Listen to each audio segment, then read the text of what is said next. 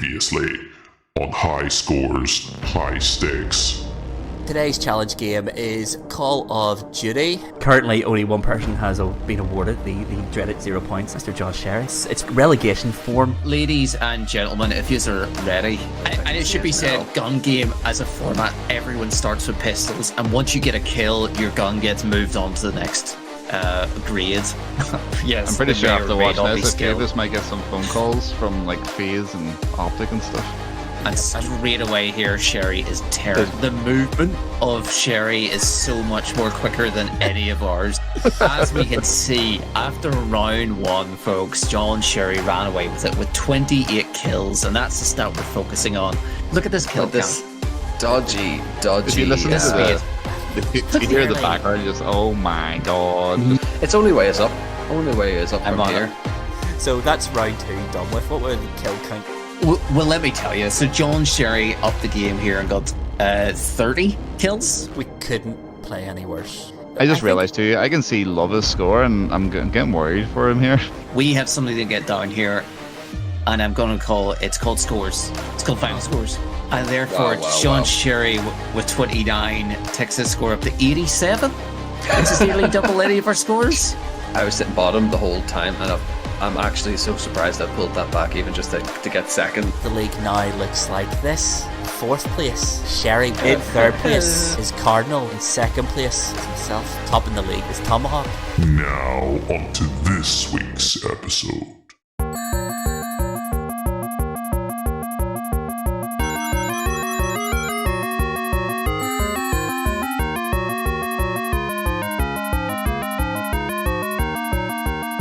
Hi everyone, and welcome to episode 4 of High Scores, High Stakes, the podcast that accidentally calls the Horde repeatedly. I'm your host, Mr. Lova Lova, and with me as always are my co-hosts, Cardinal. Hi, Lova. Hi, Tomahawk. Hi, John Sherry. Good to be here this week. And of course, Tomahawk. Well, guys, how's it going? Tomahawk here. We're a man down today, it seems. Yeah. I don't know what's going on. Sherry couldn't make it. Sherry's sick, so he's had to step down. I've been delving deep into the contract he signed at the start of this to see if there's any way we can just maybe make this a permanent thing. But right now I can see no lawful way of sacking him yet. But the lawyers are on it. The lawyers are on it. So they will. If there's anything there we can do, we will do. But no, Sherry's obviously not well, so he's not here to defend his, I have no doubt in my mind, terrible gameplay this week. Terrible gameplay. So he's not here to defend himself, so I say just go to town. We'll manage without him anyway, at least for a week anyway. This is the week after he dominated us in COD, but let's move on from that small fact. The less said on that, the better, I think, lads. We take our lumps and move on.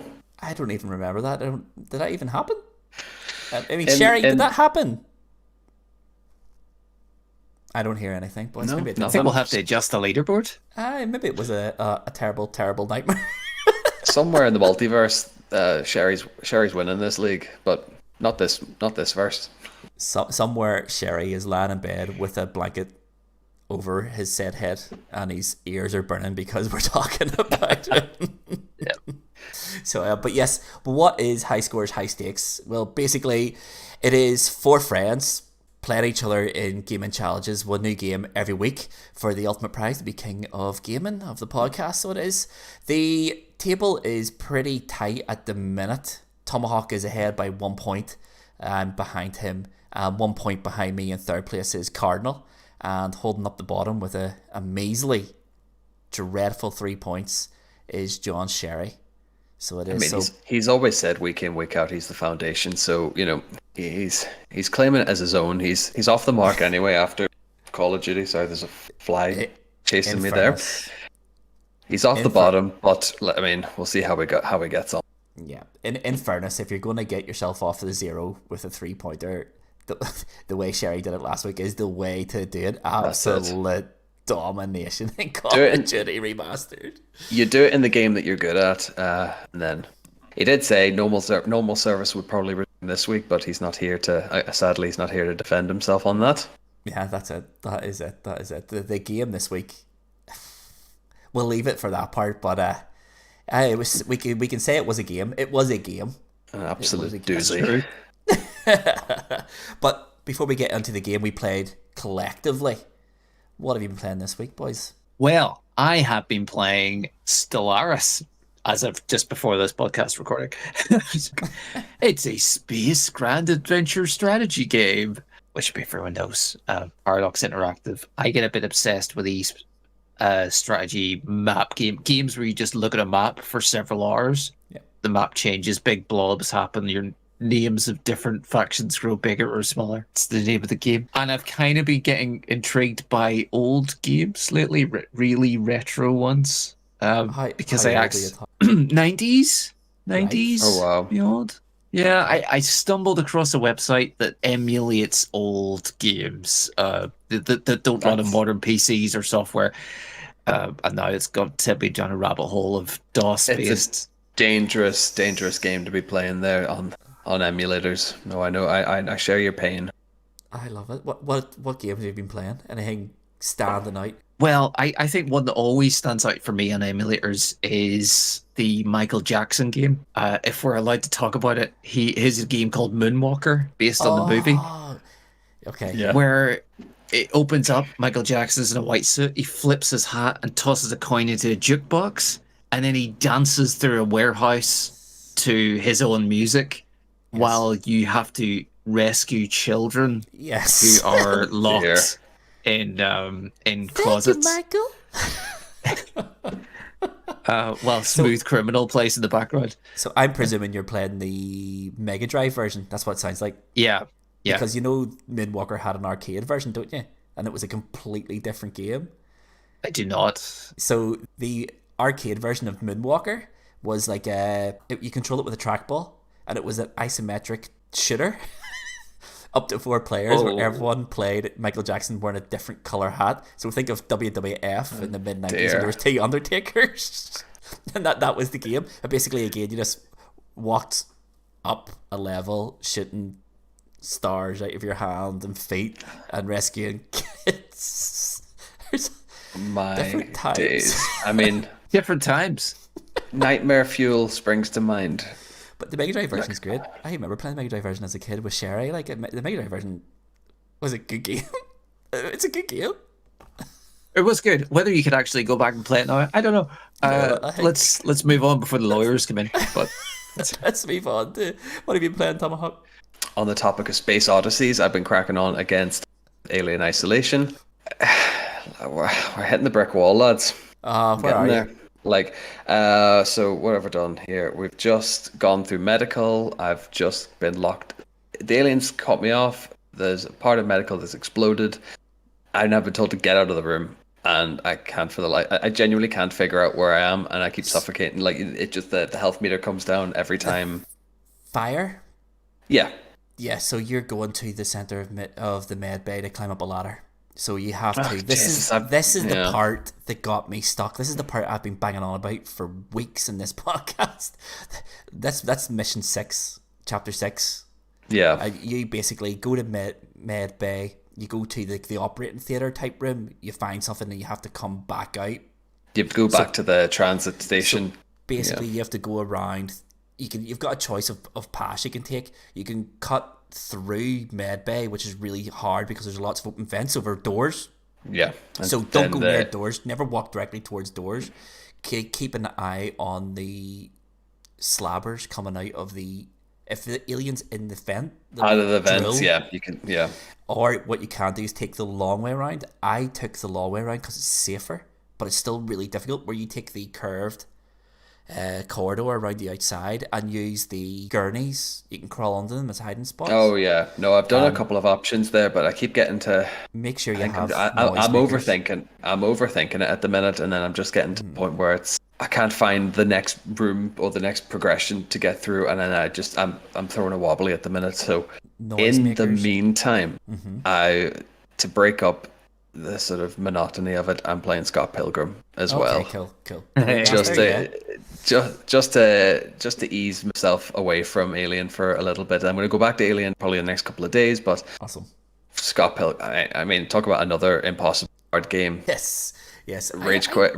It's good. Yeah. It's fantastic. I actually never played the original, but it's just fantastic, and it's just a nice wee beat 'em up with no real agenda, really. That's it. My only criticism of Scott Pilgrim is the levels don't tell you when you've... So obviously each level's broken into sections, but it doesn't tell you when you've passed a section, and it makes the levels feel really long, but you're actually just progressing through the map without it ever going back to the map screen. It took me a very long time to realise that was going on. I did a screen share of... No, I just want to point out we have a theme here of games based on movies so far. Alien, Michael Jackson, Scott Pilgrim. Well, comic, but Yeah. carry on.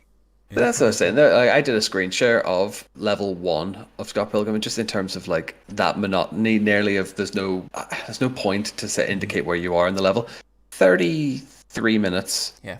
From point to point to get that level finished, and that's that is dying a couple of times there, but it's level for Really long. for what it is, yeah. Really long. It's one of those games. It's like Castle Crashers does the same sort of thing, where the start of the game is disproportionately difficult because obviously you're low level. You have to bump up your levels and stuff like that. And the further you get into the game, the more fun it gets, and the quicker you start doing it.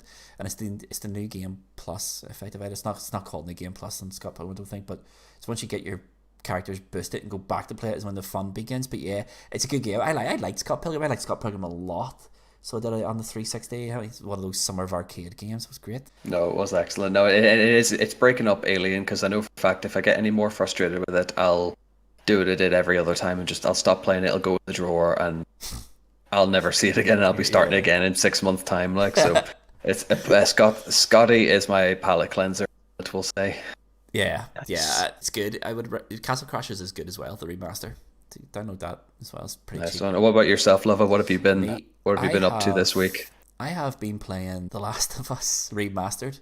So I have just decided, let's just start it again. So yeah, it's good. It's good. I'm not gonna lie. The first hour, maybe, up until, is it Robert? Is that what you call the guy in the wharf? Yeah. Well, up until you get to him, it's just a massive tutorial, and it's really quite boring. Once you get past that, the game opens up a wee bit and it gets way better. I will. I think I've said this a couple of times, maybe not so much on the pod, but definitely in our admin chats. I don't think The Last of Us Part 1 particularly hasn't aged very well over its PS3 life cycle into the PS4. Again, it's another remaster into the PS5. It just has an air of clunkiness. For me personally, anyway, I don't think it is aged as well as it had really hoped it would. Oh, in mobility and control wise, rather than exactly. It's just had a massive hit. It still looks great. It just doesn't. It's not smooth to play anymore. Yes and no. I would agree with you 100%. There's a lot of time where the game takes control away from you, and it forces you to walk, and it forces you to walk at a certain pace behind a certain character because you're following them or whatever it is. And it is very much like Uncharted. I think Uncharted has the same issue where when you start playing it, it feels really slow because it prioritizes animation, and it's all these like flow animations into one another, and it sort of robs you a little bit of your urgency as a player.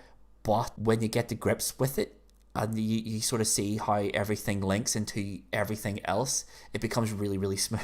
Really smooth, and it gives you as a player a hell of a lot of options to tackle the set pieces.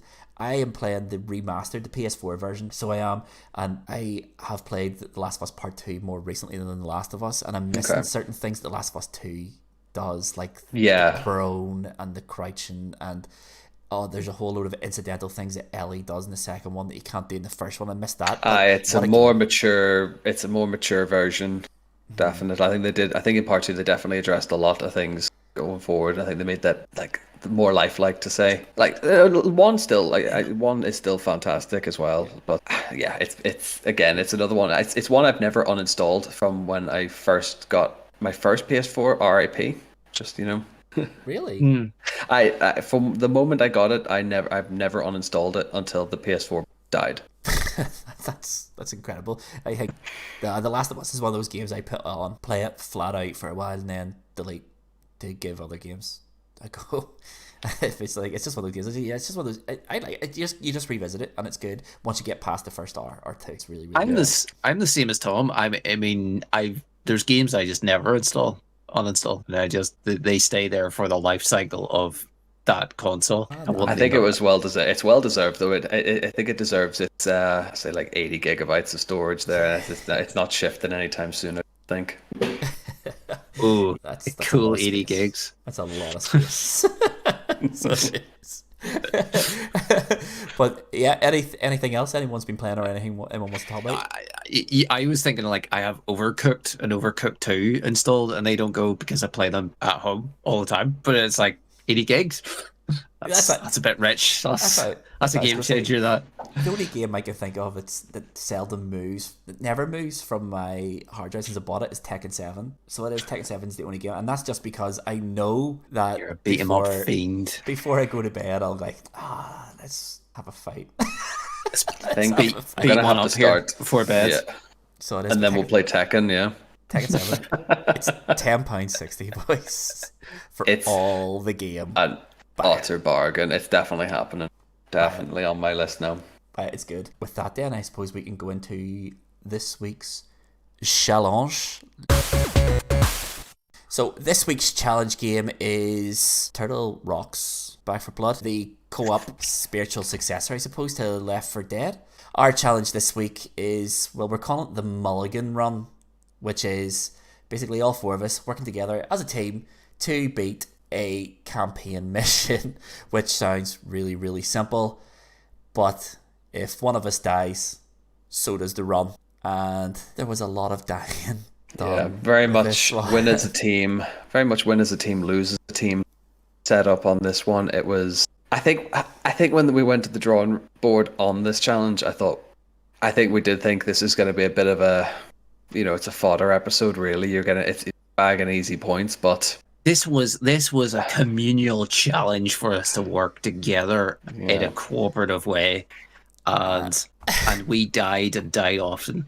From maybe not working together. Yeah, and the premise was really simple. If we make it to the end of the story mission, everyone gets 3 points.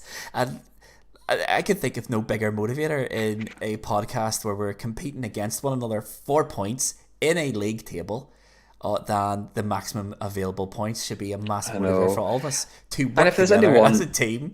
And if there's anyone who needed the points as well, I mean, it's Sherry. I mean, Sherry, what did you think about having 3 points basically gifted to you? No, nothing. He's not bothered. He doesn't want the points either, I'd say. Yeah, he's very quiet this week. I don't like it. He's not, no. Maybe he's playing Call of Duty. He's ditched us, that's it. But yes, so with this one, we went in thinking this is going to be a cakewalk. We have the undisputed king of first-person shooters in the podcast, Sherry, so we'll be fine. I played a lot of Left 4 Dead 2. I played a lot of Left 4 Dead. I own it on Xbox, PS3, and PC, for goodness sake. We'll be fine. This will be easy. So why not stick it up to the hardest difficulty in the game? No. I think it's very much a famous last words going into this challenge now. It makes me sad actually having to know we have to talk about this, like, not to kind of ruin the illusion for everyone, but I think we'll be honest about this. We did a lot of runs before we got what we could describe as something salvageable. The game does say you have to earn these cards that provide you with bonuses and abilities to be able to handle the higher levels and the sort of tougher settings, and we did not have those cards. No, not at all.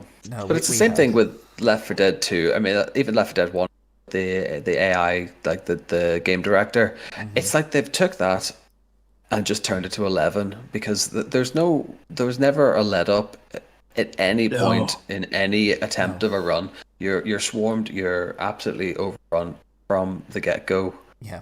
Constant. It's a constant. Like, I think in our first run on this, on, is it Nightmare? Is that what you call the hardest difficulty? It was, wasn't it? Yeah. On that mode. Oh, no hope. Yes, we got to the gate to the level, and we got no start the level. We got no died. Further than that. And we they pinned us. They pinned us at the gate. We opened the gate, and that's the beginning of the level, and they had us pinned there until we were all dead. And even the game itself has like a zone that pushes you out, otherwise you die in it. I died in that.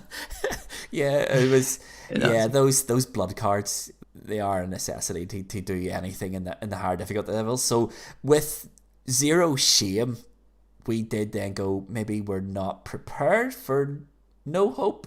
So let's just knock it down a difficulty level and we'll see how we get on. And we did get a little bit further. But again, I think it was maybe the second sort of phase of the level, which is maybe 5 minutes in. And basically, in the end, we had to admit our shortcomings and our lack of preparation and our lack of skill, let's be honest here, and bump it down to the default level, and things happened. And with that, yeah, well, shall we take a look at what happened and let's have a wee chat about it. A wee gander. I think we'll dissect this. We'll dissect this. What we can call master class, a disaster class. I think is the more appropriate term. An absolute disaster class. Yeah. So as I said, the challenge game is Back for Blood, and we picked one of the more memorable missions in the game to do this Mulligan's challenge on. It is Act 1, The Devil's Return, and we picked the level The Crossing, which is basically a level in which you have to run across a broken highway, get to a cruise ship, and then plant bombs in the engine room of the cruise ship in order to sink it, in order to put the broken pieces of the highway into the sea to stop the zombie horde from crossing the river and creating a safe space on the other side. So that is the mission.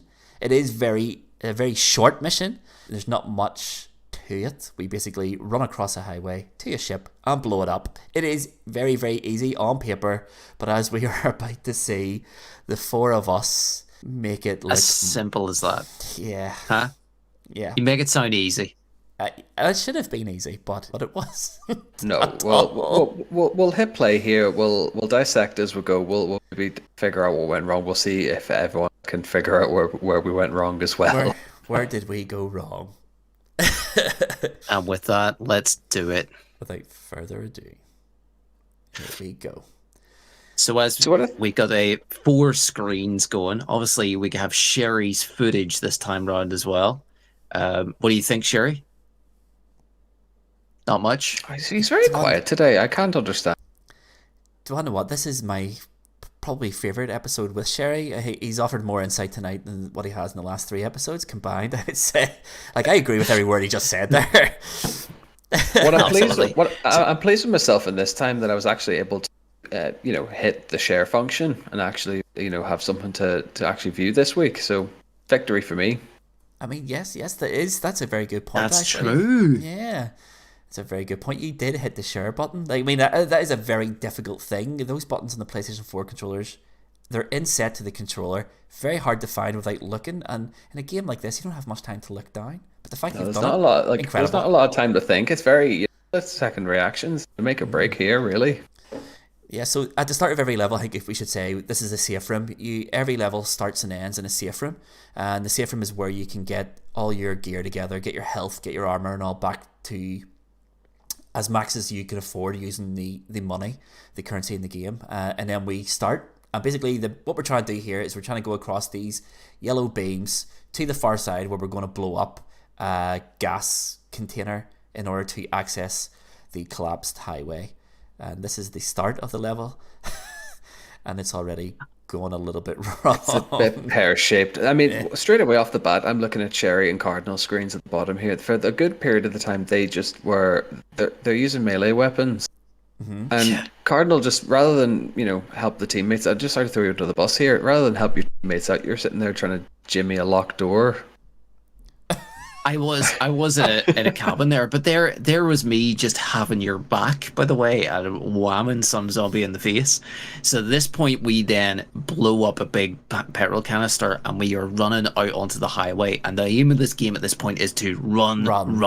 We did abandon all manner of teamwork here. We just thought, run, get it to the end, and then we'll assess on the other side. Now, what I would like to stress here is before I blew up that gas canister, I said, when this blows, we go, we run, you run, you run. And to be fair, 3 of the 4 of us ran. Tomahawk decided, I know what I'm going to do. I'm going to pretend I'm playing Quake 2 in 1997, and I'm going to try to bunny hop, completely forgetting the fact that every character has a stamina bar and jumping chews through it.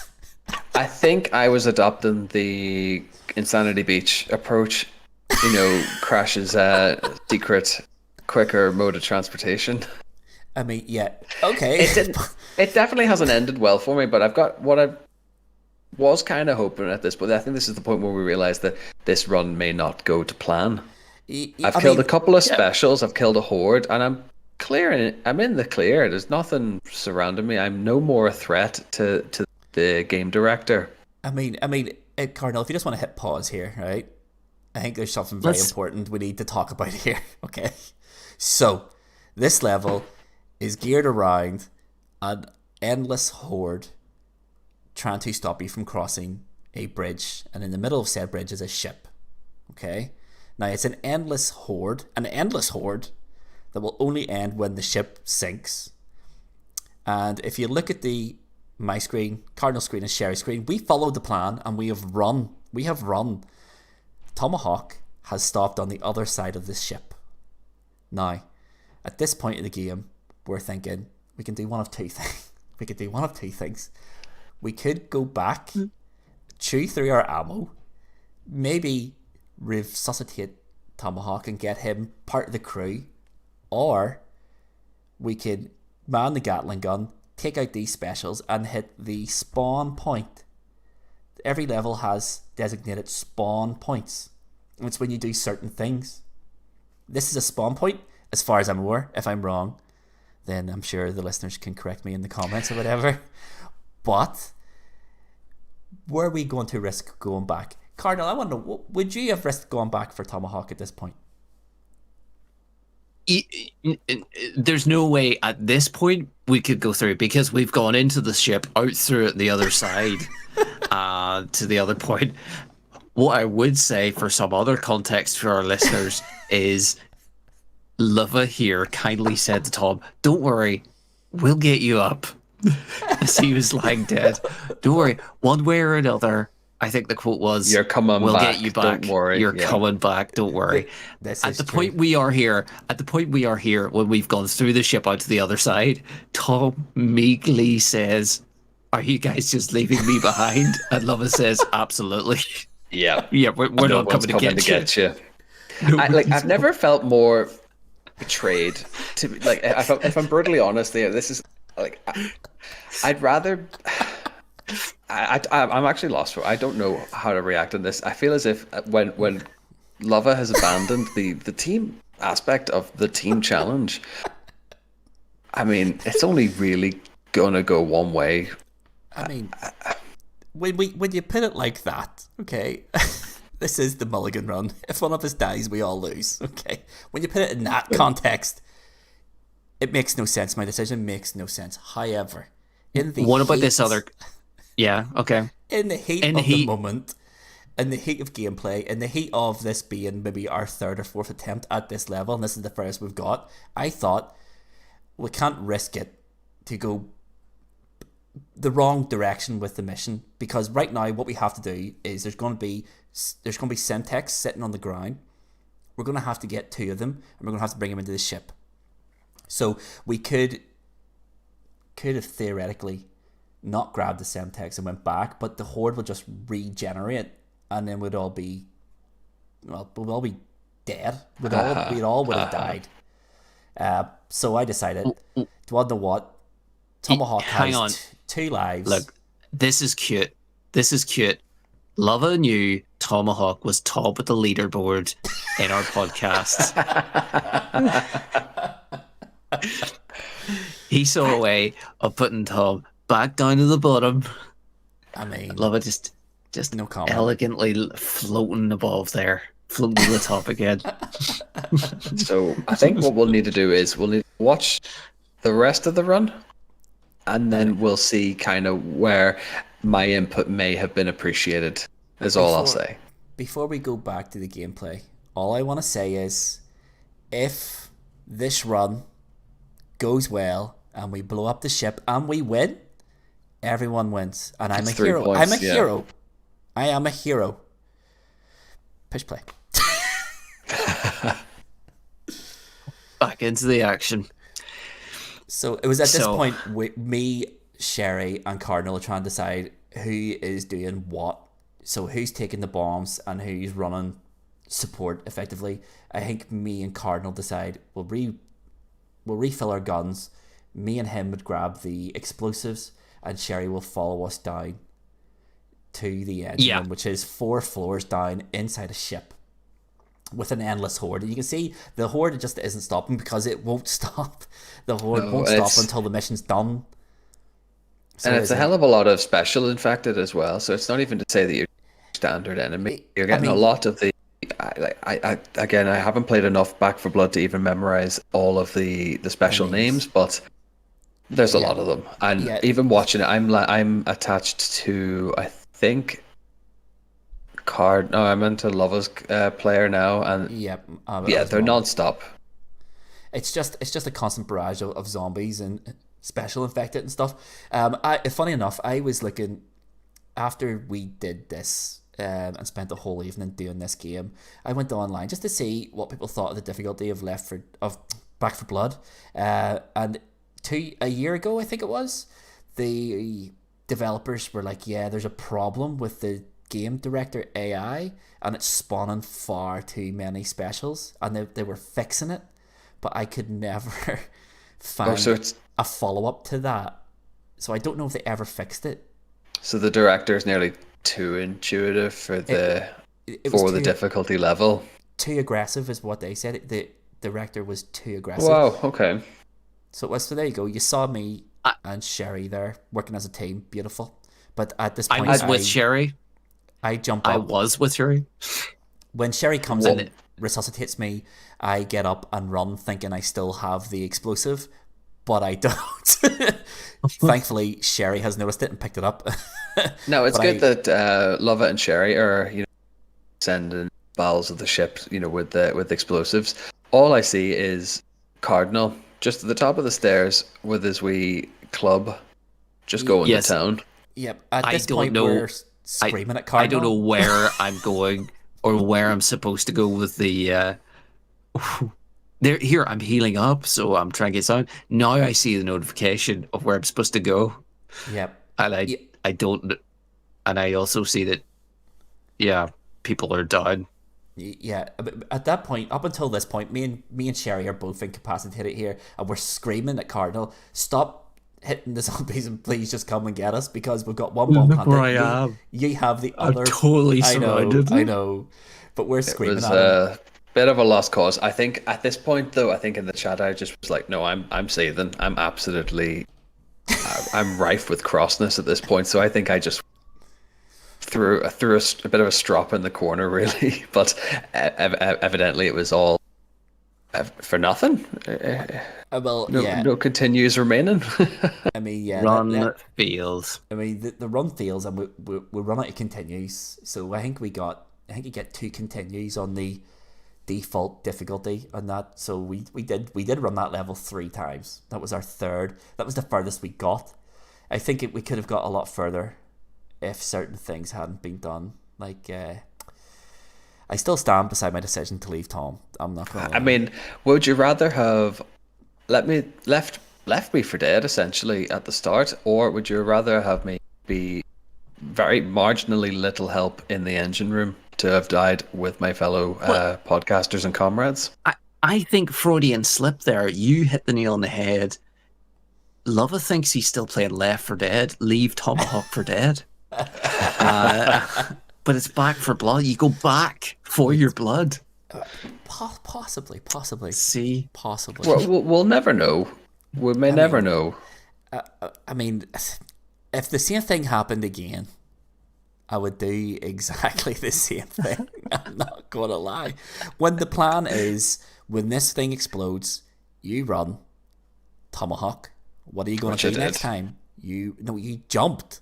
You were bunny hopping. You are stuck in Quake 2 days, my friend. Bunny hopping is a thing. At least there's no accusational tone there. You know. Oh no! There's no bitterness in this at all. I still have like. I mean, we recorded that gameplay about less than about 4 days ago. 4 days. Maybe I'm maybe a bit literally more. not still over it. To be fair to Like watching it back, I'm actually getting cross again. in your defense, see watching it back and thinking, oh, this here was a challenge to get everyone past the finish line, and at some point I've went, forget about him. Just there's a flaw there in my thinking. I'm not gonna lie, and I'm not too stubborn a man to say I didn't make a mistake, but I stand by my decision. I think my decision at the time was the right one to make. Look, it was far too risky to go back for you. It was.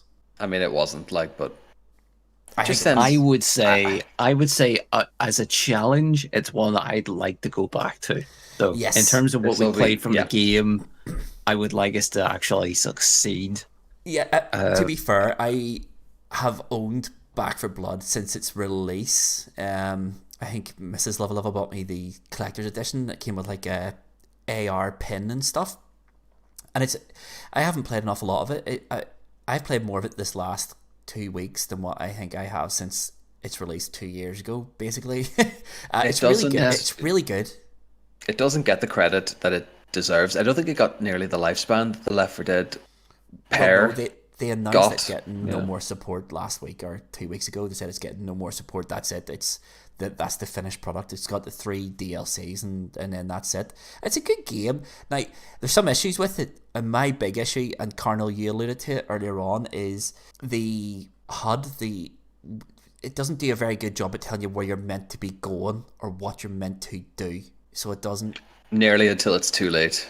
You have to know. Yes. It comes down to maybe it's our fault because you can the L1 button allows you to ping things so everyone else can see it. So maybe we should be doing more of that. But it is as a challenge. I would love to absolutely no. You said it as well.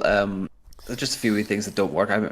Definitely not on this run that we recorded, but another run that we attempted where we had to go locate additional survivors, but we must have gone up and down 5 or 6 floors of several different buildings, and you can't find them. Like there's no pathway to follow. Essentially, too open. And I think it's just this game. You just need to play it and experience it and feel. Yeah. Rather than like a character saying, "We gotta get to the top of the building," or a little ping.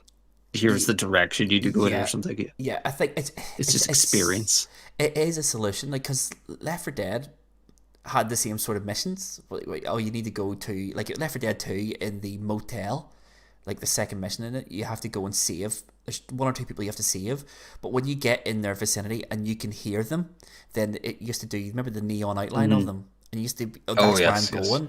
This game doesn't do that because I think me and you wandered around, and I couldn't tell you. We just happened to stumble upon the bathroom they were all hiding in, and it was a stumble upon them. It wasn't, the game didn't really help us find them. It was just us wandering around. You fall into it nearly. Yeah. But it is a good game for its faults. No, it was a lot of fun, but I think we need to now transition into the official. I mean, on that anticlimax, we need to round up. I think, we haven't actually discussed the scoring system, and I'm going to be honest with you. I don't know what the scoring system was. Our plan here was if we succeed, if everyone gets to the finish line, then we all get 3 points each, and then maybe a bonus point for the MVP. That obviously can't happen. We can't have a podcast with no points, but we failed. We did fail, so 3 points are out of the question for any of us. So that means we had to come up with some solution in how are we going to come to who's the MVP in a game that we, quite frankly, no one really deserves. And this is where our good friend Cardinal_Smith comes in, because he has created his own formula. We're calling it the Cardinal formula, the Cardinal number, and he's going to explain it to us because I haven't a Cardinal number. So I chatted about this with Tom earlier and Tom Bricken, but there's 2 possible methods we can use here. The first one is a very simple ranking system based on each stat, and everyone gets a rank of how they placed out of the four of us, and the lowest number is the highest performer. However, that comes with a flaw, because, and you know what? Let's use that at first, and then I'll explain the flaws. Okay. Kills, Tomahawk and Lava, 162 each. Incredibly even, just as it was in COD. Yeah, actually, neck and neck. Yeah. Like, some would say Tomahawk's just copying me because I'm a squirrel. But come on ahead. Cardinal, myself, 182, just a few more. John Sherry, unsurprisingly, 257. Yeah. It didn't help. He was the one who set up the minigun. He was on the and on loads. Yeah. And now you're touching on the skewing. So. And John Sherry, if you have any obstruction about that or objection, you just shout out any time. Okay? Speak now, yeah. Yeah. So that gives John Sherry a 1, me a 2, Tomahawk and Lava both on a 3. Okay, and that's how this will work. Mutation kills, big bosses. John Sherry 21, Tomahawk 7, Cardinal and Lava 9. Okay. So again, a 1, 2, 2, and a 3. Again, a draw. Damage is ridiculous. I mean, Tomahawk 16,000. I'm on 12,000. Lava's on 14. John Sherry's on 55,000.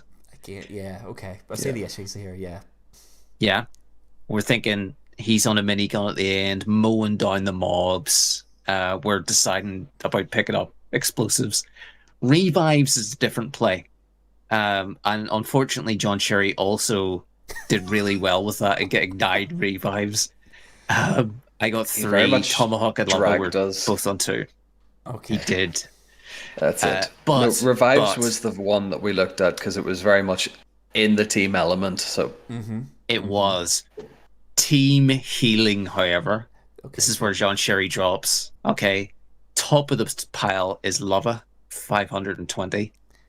Just below him, team player, 508. 12 points behind is Tomahawk. 143 way down is myself, Cardinal, and 93 John Sherry, fourth there, bottom of the pile. So Sherry's just stuck in his COD mentality. That's all he wants. That's exactly it. Glory. I personally think we should use healing as the only fair way to see who's the If we use that method, we combine all those. The lowest score is John Sherry with 8. Okay. In second place with 12 is Lava, and joint third is Tomahawk and Cardinal with 13. Joint third. Okay, but I propose to you this other proportional score, which ticks away damage. We don't count it at all. Okay. Right. We then try and balance the figures. So the likes of kills, way too high. We divide them by 10. Okay, that still leaves. So we leave kills is Cardinal 9 plus 7. We look at Rise, 5.5. Okay, why? Last. Cardinal 8. John Sherry's 13.5. Cardinal's 4.5. Yeah, this is my score. Immediately plus TV. Suit 500. Second John Sherry's 0.9. Cardinal 5. Cardinal 1. 5. Now, where does that leave us? I have no idea. What? I've no idea what all these numbers are. Well, let me tell you. Making me sad. Let me tell you what we see here. John Sherry's on 61.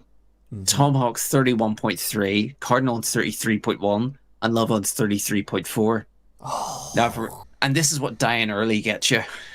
See, with this, you just fall slightly short. You say die early. I mean, I'd say abandoned and Left 4 Dead. I mean, you know, potato, game. Really. We've been over that. That's a different game. Yeah, I mean, we haven't played Left 4 Dead at all in this podcast. All I want to say is it was an early, shocking, quite frankly, death that touched us all emotionally. But if you had just run, we wouldn't be having this discussion. But somewhere along the line, Tomahawk thought, I'm going to jump.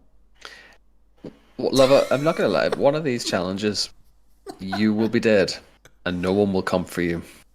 That day's coming. I look forward to it. So Cardinal, where does this leave us then? Let's cut through the the numbers, all the gubbins. Where does this leave us? Between us, it leaves us with a bonus point to give out to a worthy person. So 1 point is on offer here, and this is for the MVP. I believe so. Okay. The most team player that's ever team played in a team playing environment. Let's hear it. Who's the point go to?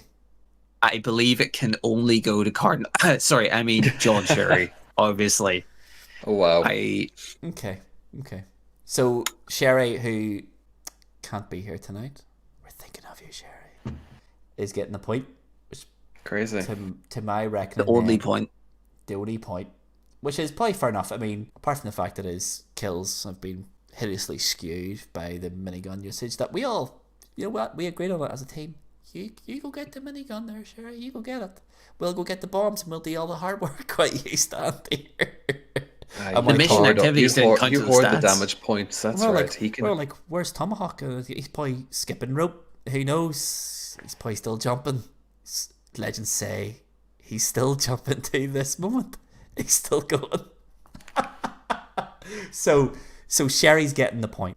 Yeah. Perfect. I think it's probably fair. That's fair enough. Again, a first-person shooter, points go to Sherry. Don't think it was in any doubt, really. Yeah.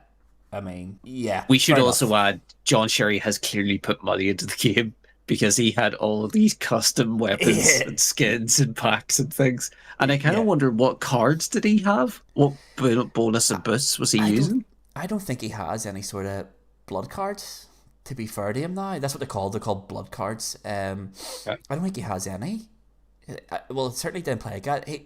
The only thing about Sherry was he seemed to know every character in the game has like attributes. So they could be like passive or whatever. And his character was every melee hit he got in, he gained a wee bit of health. So that's why he was exclusively melee. And I picked Mum. What she does is, I think she has a passive buff for the team. Just saying. Again, selfless.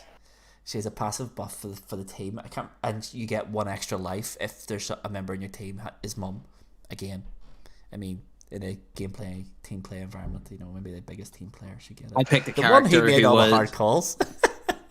Oh, Well, it wasn't that they weren't hard. necessarily right ones, but No. I had a stamina boost for the team. I think was my character's role.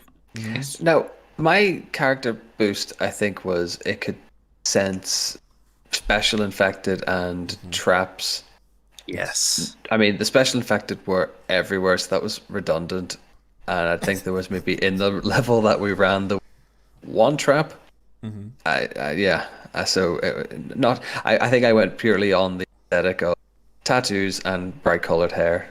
That's my avatar. That will do. I mean, yeah. Whatever you're into. Again, that should be another couple of minus points for Tomahawk there, picking the wrong character.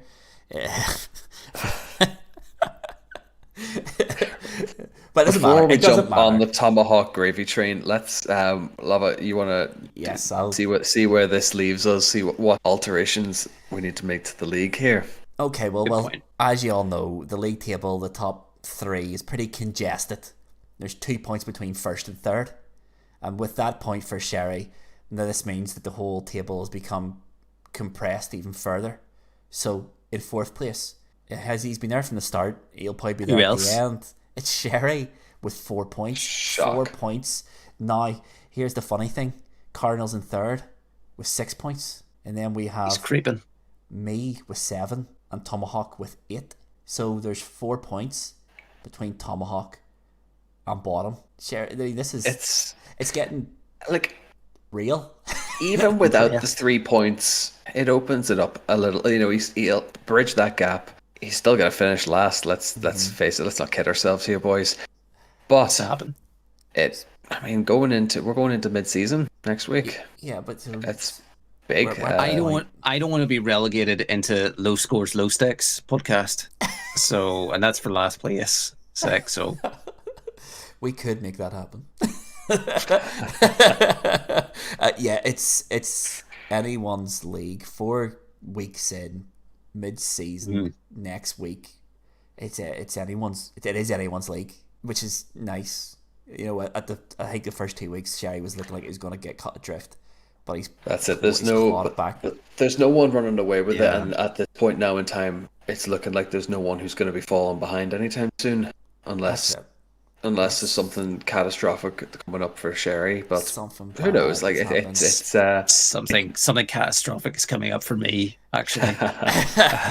Couple of catastrophic things. It's going to be becoming a bit more competitive. I can see it here now. This is starting to take shape.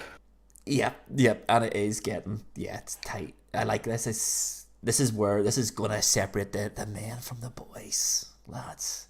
Who can take the pressure? I mean, clearly Tomahawk can't. After that early death there in that last one, obviously the pressure's getting him. He's cracking. He's cracking. Even on my worst day, I'm still on top. Lova said last week, can you stay top for another week? Exactly. On an episode that essentially has meant nothing in the long grand scheme of things. You say that, but come episode 10, the last episode, if Sherry wins the league by 1 point, we'll know where it came from.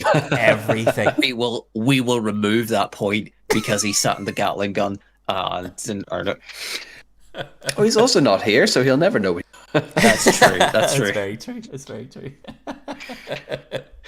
Cool. I think on that note, then we'll wrap up, and that looks like another job well done, boys.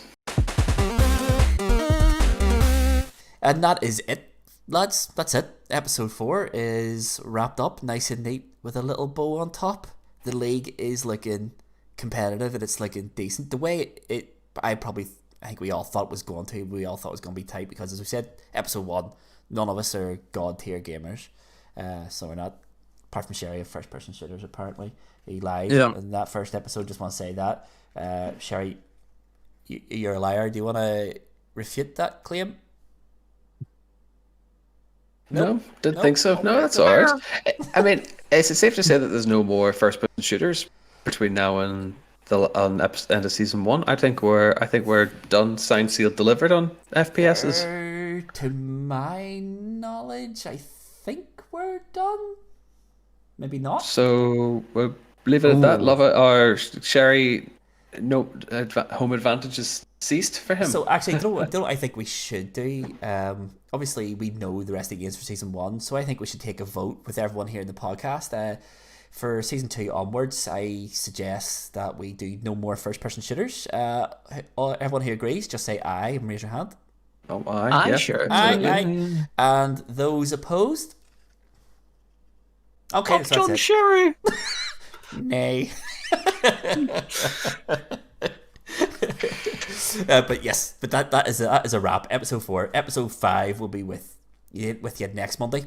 Like always, we're not going to tell you the game. We're not going to tell you the challenge. The only way to find out is to click on the follow, like, subscribe buttons, depending on what platform you're listening to us on.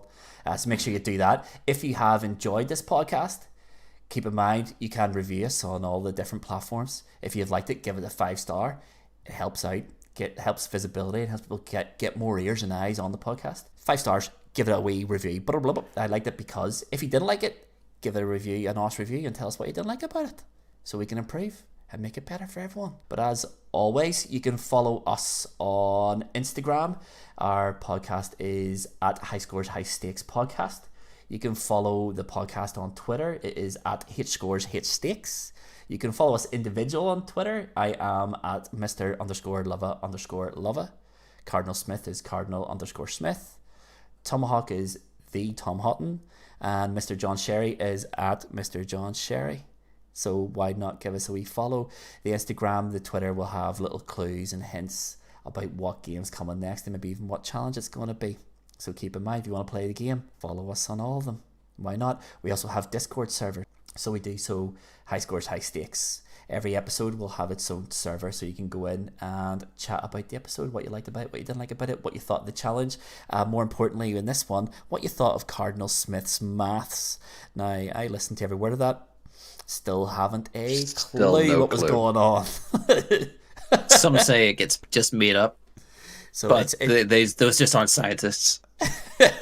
They never took the cardinal factor into account.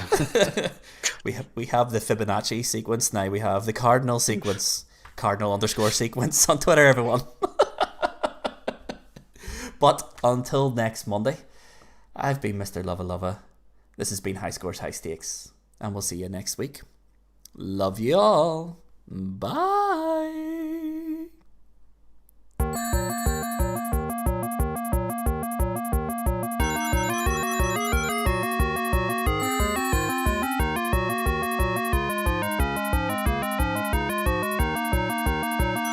Okay, so as we said, the game is Left 4 Blood. We picked probably one of the more memorable. Or Back for Blood. One or two. Back for Blood 2. Dead. Yeah, something like that. The re-dead. The deadening. The deadening. Back for Blood. Electric Deadaloo. Oh, well. Right, let's try it again then. Okay.